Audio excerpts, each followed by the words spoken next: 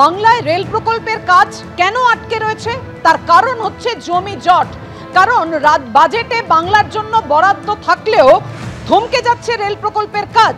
শুধু জলেশ্বর দীঘা নয়, বাংলায় বিভিন্ন রেল প্রকল্পের জন্য 3007 হেক্টর জমি অধিগ্রহণ বাকি, অর্থাৎ জমি অধিগ্রহণই মূল কারণ বলে অভিযোগ করছেন অমিত মালব্য। এর জন্য দায়ী রাজ্য সরকারের নিষ্ক্রিয়তা, আক্রমণ বিজেপি নেতা অমিত মালব্য।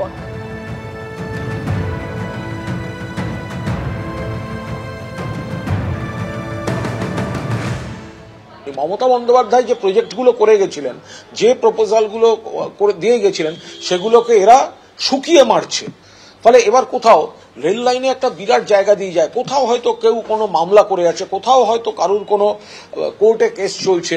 ফলে এই টেকনিক্যাল বিষয়গুলো মমতা বন্দ্যোপাধ্যায় জানেন বাংলার কোন প্রান্তের মানুষকে কতটা ভালো রাখতে গেলে এসব নিয়ে রাজনীতি তিনি করেন না। যে রুটের কথা বলে কুম্ভীরাশ্রু দেখাচ্ছেন ওই অমিত মালব্য না কে, তিনি জেনে রাখবেন ওখানে কিন্তু আবাসের টাকা কেন্দ্র দেয়নি, মমতা ব্যানার্জিকে দিতে হয়েছে।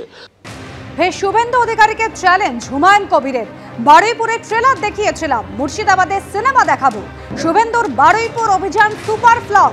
13 এপ্রিল মুর্শিদাবাদে গেলে আসল নাটক দেবেন শুভেন্দু অধিকারী, হুঙ্কার ভরতপুরের তৃণমূল বিধায়কের।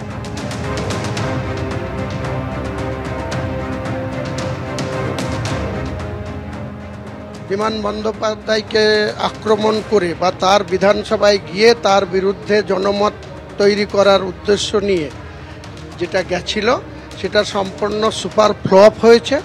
এবং তৃণমূল কংগ্রেসের বারুইপুরের যারা তৃণমূল কংগ্রেস পরিবারের সদস্য তারা তাকে ওই দিনকে ট্রেলার দেখিয়েছে।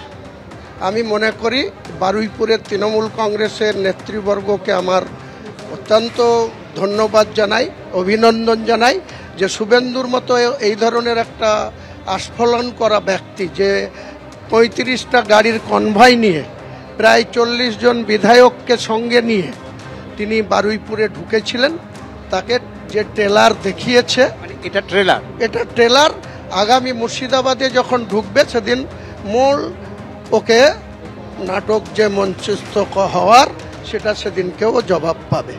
আপনি বলছেন এই যে যেটা হয়েছে বারুইপুরে সেটা ট্রেলার, আর আসল পিকচার হবে হচ্ছে আসল পিকচার ওখানে মানুষকে, পশ্চিমবাংলার মানুষকে, শুভেন্দু অধিকারীকে আসল পিকচারটা দেখানো হবে। উনি 13 এপ্রিল যাব বলেছেন, ডেট যেন উনি নির্ধারণ করেন, তিনি যেন যান, তিনি যেন ভয়ে বাতিল না করেন প্রোগ্রাম, সেটাই বলবো।